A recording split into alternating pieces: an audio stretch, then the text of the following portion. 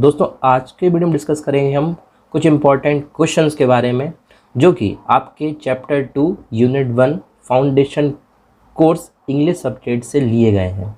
तो ऐसे स्टूडेंट जो बीएससी, बीए, बीकॉम, बीबीए कर रहे हैं और थर्ड ईयर में अभी स्टडी कर रहे हैं, उन लोगों के लिए वीडियो इम्पॉर्टेंट हो सकता है। तो वीडियो को आखिरी तक देखिएगा, चीज़ों को ठीक से समझिएगा और फिर भी अगर डाउट हो तो कमेंट बॉक्स में कमेंट करके हमसे पूछिएगा। तो फ्रेंड्स, इसके पहले वाले वीडियो में मैं आपके लिए बताया था यूनिट 1 जो है, उस यूनिट 1 में बेसिकली आपके लिए बहुत सारे ऐसे क्वेश्चंस हैं जिसमें बहुत कुछ समझाया हुआ है। यानी कि मैंने यूनिट 1 में लेसन 1 जो आपके लिए बताया था उसमें मैंने वेरी शॉर्ट आंसर्स को एक्सप्लेन किया था आपके साथ। और अब आज हम डिस्कस करेंगे बेसिकली जो चैप्टर 2 है या जो लेसन 2 है उसके कुछ क्वेश्चंस के बारे में। ये BNB क्वेश्चन सीरीज़ के कुछ इंपॉर्टेंट टॉपिक्स के PDF के फॉर्म में वीडियोस अपलोड कर रहा हूं मैं, तो आप चीज़ों को समझ सकते हैं। आप PDF को डिस्क्रिप्शन बॉक्स से डाउनलोड भी कर सकते हैं, तो कोई टेंशन वाली बात नहीं, आराम चीज़ों को आप समझो और ज़्यादा से ज़्यादा आप वीडियो को लाइक, शेयर, चैनल को सब्सक्राइब करो, अपने ऐसे ग्रुप्स में शेयर करो वीडियो को जो बेसिकली BA, BSc, BCom वाले बच्चे हैं। तो इस तरह से चीज़ों को हम समझ सकते हैं। आगे बढ़ते हैं, हम शुरू करते हैं आज का वीडियो। तो देखिए आप यहाँ पर देख रहे हैं लेसन 2 द चेरी ट्री। मैंने पिछले वीडियो में एक बात बोली थी, अगर आपने वीडियो नहीं देखा है तो आप देख सकते हैं कि आपके लिए जो लेसन 1 और लेसन 2 के ऑब्जेक्टिव क्वेश्चंस हैं, देखिए बहुत इंपॉर्टेंट रोल होता है ऑब्जेक्टिव क्वेश्चंस का, जिनको आप MCQs बोलते हो। मतलब बिलीव नहीं करोगे यार, कई तो ऐसे कॉलेज हैं जहाँ पर MCQs के लिए चीटिंग तक हो जाती है। तो सिमिलरली इस तरह की चीज़ें थोड़ा सा आपके लिए ध्यान रखना है। तो MCQs के लिए मैं पिछले आई थिंक 3rd वीडियो था मेरा, आप प्लेलिस्ट में जाकर देखिएगा, आप सर्च कीजिएगा प्लेलिस्ट मेरी, ये चैनल पर जाकर आपको मिल जाएगी, BA 3rd ईयर की प्लेलिस्ट नाम से है। तो वहाँ पर आप देखोगे ना, शायद 3rd वीडियो मुझे याद नहीं आ रहा, उस वीडियो में आपके लिए बेसिकली मैंने ऑब्जेक्टिव टाइप क्वेश्चंस यानी कि MCQs का वीडियो भी बनाया हुआ और उसका PDF भी है, वहाँ पर आप डाउनलोड भी कर सकते हो। किस चैप्टर का? चैप्टर 1 का जो मेरा पिछला वीडियो था उस चैप्टर के, और चैप्टर 2 जो मैं आज की वीडियो में डिस्कस करूँगा उसके कौन से MCQs हम जो डिस्कस कर रहे हैं वो क्वेश्चन आंसर से, दोनों में फ़र्क है। तो चलिए शुरू करते हैं। देखिए स्क्रीन पर आप देख सकते हैं, चैप्टर का नाम है the cherry tree. Ruskin bond ने इसको लिखा हुआ है, जो एक बहुत ही शानदार राइटर हुए हैं, और इनके चैप्टर को हम डिस्कस करेंगे। और फर्स्ट क्वेश्चन देखते हैं फ्रेंड्स, लिखा हुआ है answer the following questions in 1 sentence each. पहला question, what is the miracle in the story. Miracle का मतलब समझते हो आप? अगर नहीं समझते हो समझ लो। मिरेकल का मतलब होता है आश्चर्य। ये सबसे आश्चर्य भरी बात इस कहानी में क्या है? तो लिखा हुआ है the miracle in the story is the fact that despite all difficulties and threats to its survival faced by the cherry tree, it continue to fight for its life and soon grew into a study tree. तो क्या बोल रहे हैं कि सबसे खास बात इस कहानी में यही है कि बहुत तरह की डिफ़िकल्टीज़ और बहुत तरह की परेशानियों को झेलते हुए, कौन झेल रहा था परेशानी? Cherry tree. कौन सी ट्री? चेरी ट्री परेशानियां झेल रही थी, और फिर भी इतनी परेशानी झेलने के बावजूद भी लगातार ये पेड़ लोगों से फाइट करता रहा और सून grew into a study tree, और वापस एक हरा भरा पेड़ बन गया। अब आपके दिमाग में क्वेश्चन आ रहा होगा कि यार ये मतलब क्या चल रहा है कि पेड़ लड़ रहा है लोगों से, परेशानी फील कर रहा है। तो थोड़ा सा समझो, थोड़ा सा अपनी फ़िलॉसफी को, मतलब अपने दर्शन को बढ़ाओ और समझने की कोशिश करो कि आप इंग्लिश पढ़ रहे हो और इंग्लिश में आप बेसिकली जो है फाउंडेशन कोर्स पढ़ रहे हो, और इंग्लिश में जितनी भी लिटरेचर वाली चीज़ें होती हैं उसमें क्या करते हैं, पोएम में जो पोएट होते हैं वो ऐसे बताते हैं चीज़ों को एक्सप्लेन करके कि वो नेचर से जोड़ देते हैं। जैसे अगर फर्स्ट चैप्टर पढ़ा होगा आपने या नहीं भी पढ़ा है तो इसके पहले वाला जो वीडियो मैंने अपलोड किया था मेरे चैनल पर, वो अगर आपने देखा होगा तो आपको याद होगा, उसमें जो बेसिकली राइटर हैं रॉबर्ट फ्रॉस्ट, उनका जो चैप्टर है या उनका जो बेसिकली उनकी पोएम है उसमें नेचर के बारे में बताया हुआ है कि वो जंगल में रुक जाते हैं और उनको लगता है कि यार मुझे बहुत आगे जाना है। तो समझ रहे हो ना कि उन्होंने ये बोला है उस चैप्टर में, उस वीडियो में बताया आपके लिए, लेकिन वो आगे जाने की बात ये कर रहे हैं कि इंसान को अपने जीवन में बहुत आगे जाना होता है और इसीलिए उसको छोटे मोटे सुखों से खुश नहीं होना चाहिए। तो ऐसे ही इस चैप्टर में आपके लिए कन्फ्यूज़ मत हो आप, पेड़ लड़ रहा है, चेरी ट्री लड़ रहा है, इसका मतलब ये है कि बेसिकली पेड़ों के ऊपर जो परेशानियां होती हैं, यानी परेशानी मतलब कि पेड़ जो होते हैं बेसिकली आप देखते हो कोई भी उनके पत्ते तोड़ रहा है, कोई भी उनके फूल तोड़ रहा है, कोई तो ऐसा है जो पेड़ों को काट तक देता है। तो इस तरह की प्रॉब्लम्स फेस करते हैं पेड़। तो मिरेकल इस कहानी में बताया चेरी ट्री में कि ये सब होने के बावजूद भी वो पेड़ कंटिन्यूसली लड़ता रहा और अगेन एक बहुत अच्छा हरा भरा पेड़ बन गया। तो थोड़ा सा आपको चीज़ें समझ में आई होंगी, आई होप। इतना समझाने के बाद फिर भी नहीं आया है तो भाई कमेंट बॉक्स में कमेंट करो, पूछो, अगर कोई डाउट है तो कोशिश करेंगे आपका समस्या का समाधान करने का। Second question, why was the cherry tree so special? Cherry tree इतनी स्पेशल क्यों थी? सही बात है यार, इतने सारे पेड़ होते हैं, नीम का पेड़ होता है, पीपल का पेड़ होता है, लेकिन आम का पेड़ होता है, लेकिन चेरी ट्री ले लिया साहब इन्होंने। तो मतलब क्या बात थी इसमें, कुछ तो खास बात होगी ना। तो लिखा हुआ है, खास बात समझो, the cherry tree is special for the author, मतलब रस्किन बॉन्ड के लिए।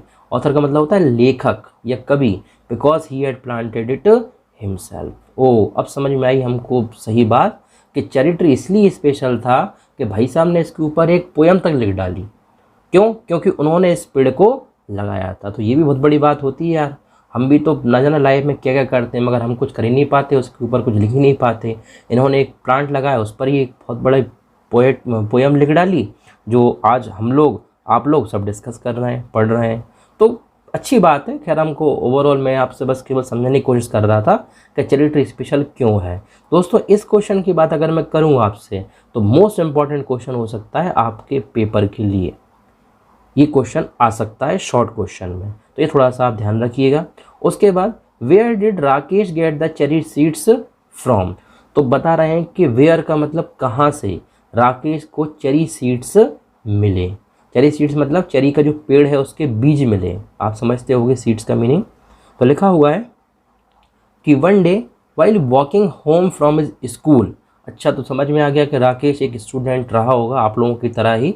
तो one day while walking home from his school, जब वो अपने स्कूल से घर की तरफ आ रहा था, Rakesh had bought some cherries to eat. Rakesh ने क्या किया, कुछ चेरीज बेसिकली जो है वो खरीद ली खाने के लिए। He had kept the seed of the last cherry he ate, और उसने क्या किया, वो जो चेरी थी खाकर आखिरी चेरी का जो बेसिकली सीड्स थे उनको रख लिया अपने पास। ऐसे बेसिकली जो राकेश उसको सीड्स मिले चेरी ट्री के। तो यह थोड़ा सा ध्यान रखिएगा। चलिए, बहुत सिंपल सा क्वेश्चन, ज़्यादा टफ नहीं था। Fourth question, nothing is lucky if you put it away, you must make it work for you, what did grand father want Rakesh do with the cherry seed? अब राकेश की फिर से कैरेक्टर जो राकेश है उसकी फिर से एक छोटा सा क्वेश्चन आ गया कि उसके ग्रैंडफादर कहते हैं, एक स्टेटमेंट देते हैं कि nothing is lucky if you put it away, कि कुछ भी आपके लिए लकी मतलब भाग्यशाली नहीं हो सकता अगर आप उस चीज़ को यूं ही बेकार छोड़ देते हो। You must make it work, आपको उस चीज़ के लिए काम करना पड़ेगा जो आपके लिए बनाई गई है। तो कहने का मतलब है कि हम लाइफ में ऐसी कई चीज़ें हैं यार, जो हमको टैलेंट है, हमारे पास स्किल है, मगर हम क्या करते हैं, उसको वेस्ट कर देते हैं। लेकिन कुछ लोग क्या करते हैं, उसी स्किल को, उसी टैलेंट को यूज़ करके आगे बढ़ जाते हैं लाइफ में। तो जस्ट फाइंड योर टैलेंट, अपने टैलेंट को पहचानो। तो सिमिलरली राकेश के जो ग्रैंड फादर हैं वो क्या चाहते थे राकेश से कि चेरी सीड बेसिकली की क्या नीड हो सकती है। तो यहाँ पर लिखा हुआ है आंसर में कि nothing is lucky if you put it away, you must make it work for you, the grand father wanted. इस सेंटेंस, इस वाक्य से जो ग्रैंड फादर थे वो ये चाहते थे राकेश से to plant the cherry seed if he wanted it to be lucky for him. तो वो ये चाहते थे कि चेरी सीड्स के जो पेड़ हैं वो लगाए जाएँ बेसिकली, या जो चेरी के सीड्स थे उनको बोया जाए, जिससे आगे जाकर ये एक बहुत बड़ा पेड़ बन जाए, लोगों के काम आ सके। तो इस तरह से बेसिकली ये क्वेश्चन का आंसर आपके लिए बताया हुआ है। नेक्स्ट क्वेश्चन पर चलते हैं। Why did grandfather and ask Rakesh to sow the seed in the corner of the garden? Grandfather ने ऐसा क्यों कहा राकेश से कि जो बीज हैं वो कहाँ बोए जाएँ? Corner of the garden, garden किसी कोने में बोए जाए। गार्डन मतलब ये नहीं है कि आप किसी शादी गार्डन की बात कर रहे हो यहाँ पर। गार्डन इन द सेंस कि जो हमारे किचन गार्डन होता है या हमारे घर में हम एक बना लेते हैं गार्डन टाइप का, उसकी बात कर रहे हैं। तो ग्रैंडफादर ने राकेश से कहा to sow the seed in the corner of the garden because it won't be disturbed there. इससे क्या होगा, जो सीड्स हैं वो डिस्टर्ब नहीं होंगे, मतलब कोई पैर नहीं रखेगा, तो इजीली क्या होगा, उसमें जो अपरूटिंग है मतलब जो सीड्स हैं वो बेसिकली जड़ों की मदद से बढ़ने लगेंगे और आगे जाकर वो एक अच्छा प्लांट बन जाएगा, प्लांट से होते होते वो एक बहुत बड़ा पेड़ बन जाएगा। तो ये थोड़ा सा बताया हुआ है। नेक्स्ट क्वेश्चन है, हाउ डिड राकेश बुरी the seed in the corner of the garden. Rakesh ने कैसे बरी कर दी है। बरी का मतलब होता है गाड़ देना, ठीक है ना। अब यहाँ पर दफनाना ही मीनिंग हो सकता है, मगर डेड बॉडी की बात नहीं कर रहे हैं यार, तो गाड़ देना या बेसिकली ज़मीन में दबा देना बोल सकते हो आप। तो कैसे किया उसने, तो Rakesh press the seed into A soft and yielding soil with his thumb. तो थंब की मदद से उसने क्या किया, मिट्टी को उकेरा और उसमें सीड डाल दी। तो बहुत क्वेश्चन सिंपल से आप समझ रहे हो। पेपर भी आपका मेरे हिसाब से शायद 30 या 35 नंबर का आएगा, इतनी टेंशन लेने की बात नहीं है। मैंने पेपर के ऊपर भी एक वीडियो बना दिया आपके लिए, आपके सिलेबस के लिए, तो आप वो भी देख सकते हो। फिर नेक्स्ट क्वेश्चन है, what did Rakesh do when he saw a strong well rooted twig in the garden. What did Rakesh do, Rakesh ने क्या किया जब उसने बेसिकली देखा एक बहुत बड़ा well rooted twig in the garden.